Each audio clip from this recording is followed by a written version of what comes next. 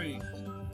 Welcome to Soho House Yafo, the coolest place in Tel Aviv, where today, after 2 weeks of volunteering, connecting, collaborating, and understanding what it means to be Jewish in this land, 30 artists from 10 different countries are today presenting our works. From mirrors, to sculptures, to poems, to paintings, everyone expressing another medium, really understanding our identity as Jews, our identity as Am Israel, and I'm so grateful to be here with so many artists, sharing space, sharing stage, and welcome. Please, we're gonna have some conversations with each one of the artists, so you learn about what they do, what's their process, and why it's so important to be Jewish and proud in 2025. I'm Israel Chai, and let's do this! Woo! Everyone, I'm Sharon, I'm from Colombia, and I love Israel. I did this because I feel like blue represents us as the Jewish people, and also I've been heavily hurt by everything that's been going on since October 7th with the rise of anti-Semitism, and I feel like this is a representation of us as the Jewish people. I've also used yellow and orange in my piece, representing the hostages, hoping for their return, and orange because of the Bibas family, because that deeply touched me, and I think all of us. So yes, thank you guys.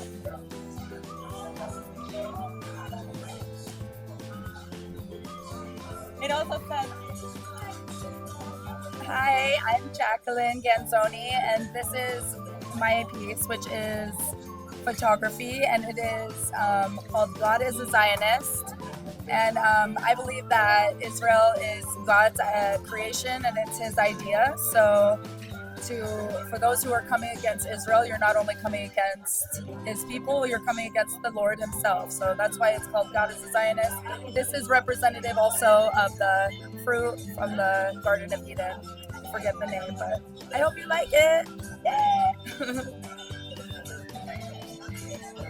I could have explained it better, but... Hi, I'm Andy, I'm Joe. and we made the Israeli woman to the centerpiece of our art. The Israeli woman now we saw in the war is the most vulnerable. We paid the tribute to her, and you can see, like in Kintsugi style, that our trauma can be a way to grow and to shine. And right now we can see that Israel will recover. The Israeli woman is strong, and she will, even though she's very fragile, she's very strong. Nevertheless, yes, we wanted to show that the woman is fragile from the inside. From the outside, we can see her power and how strong she can be. And the creativity of the woman, the ability to create, you can see here. Thank you so much. Hi everybody. Loud. Hi, I'm Ashira. This is my artwork. I brought a portable scanner to Israel with me and took scans of different things that I saw, different things that I wanted to document. And my work is all about seeing things through different lenses and in real ways, and also metaphorically, and how we all do that, and how important the context is to how we see things. And you could read more about it on paper. From Miami, come see my photography. Everything was taken on film in Tel Aviv. Nothing has been edited. These are the real, raw, natural colors of Tel Aviv and the beautiful people that I encountered in the past 2 weeks on this trip. It's called Saints and Sinners because you have to decide who's a saint and who's a sinner. Enjoy! For those of you, Isabella has been capturing analog photos, each of them, and it's called Scenes and Sinners. So when you interact with her piece, you need to guess who's a sinner, And who's a saint? who's a saint, and who's a sinner. Give it up one more time for Isabella. I did few pieces. One of them is video art, which represents, the name of it in the name of fear,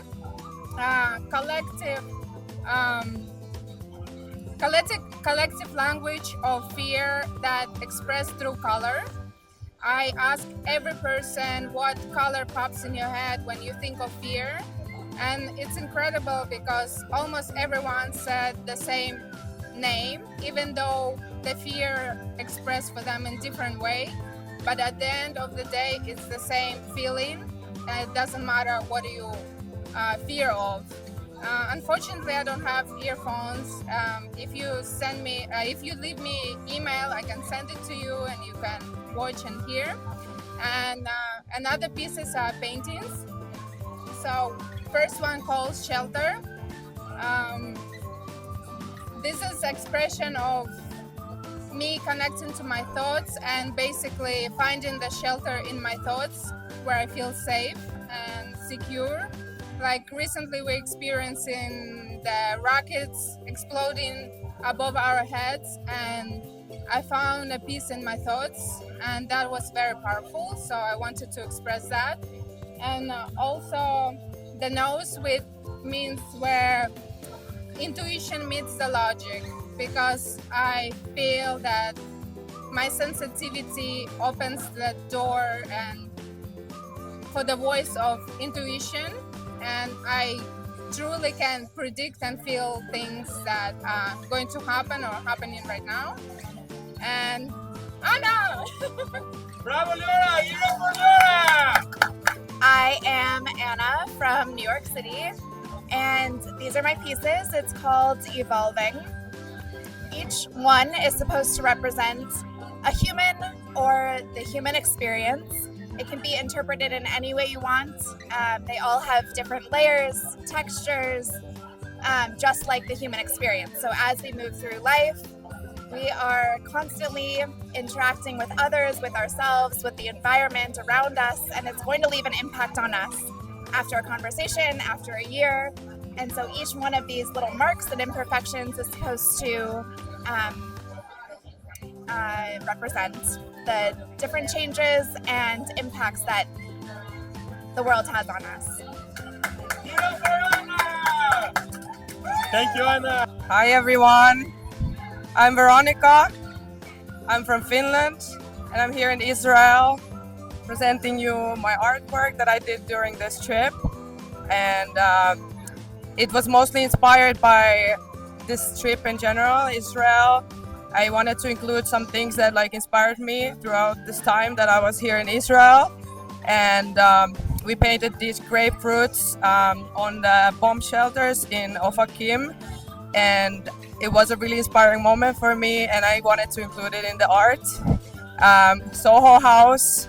This is, for example, this round thing is from Soho House. It's for the drinks. So I wanted to include that because we had a really amazing time here in Soho House. So yeah, I had that, and I used some magazines from Soho House as well, and just put some stuff that I wanted to include that were important to me, that felt like home, and just to use colors because Israel it brings color to my life, it brings color to our lives. And also the papaya, I included some art from the papaya because it was based on the papaya art for Alejandro Glatt.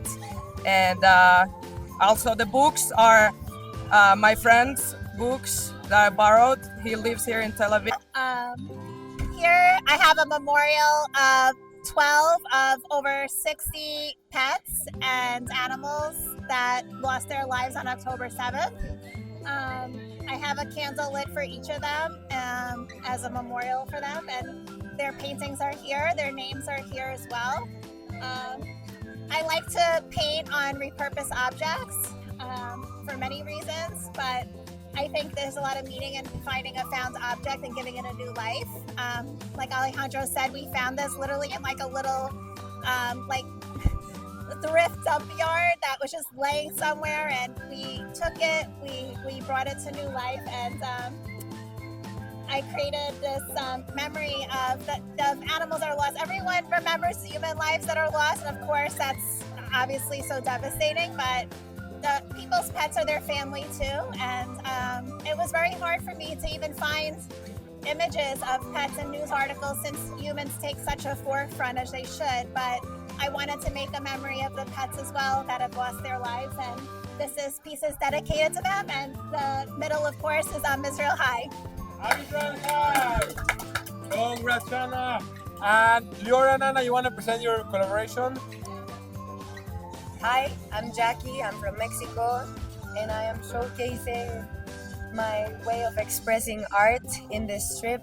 It's by looking at all of the images in the streets of Tel Aviv and really trying to feel what people are expressing by doing art and by doing graffiti and by pasting posters. After the war, it's changed. It was a lot of colors before. It was just art, and now it's really a way of expressing very deep feelings. So I wanted to showcase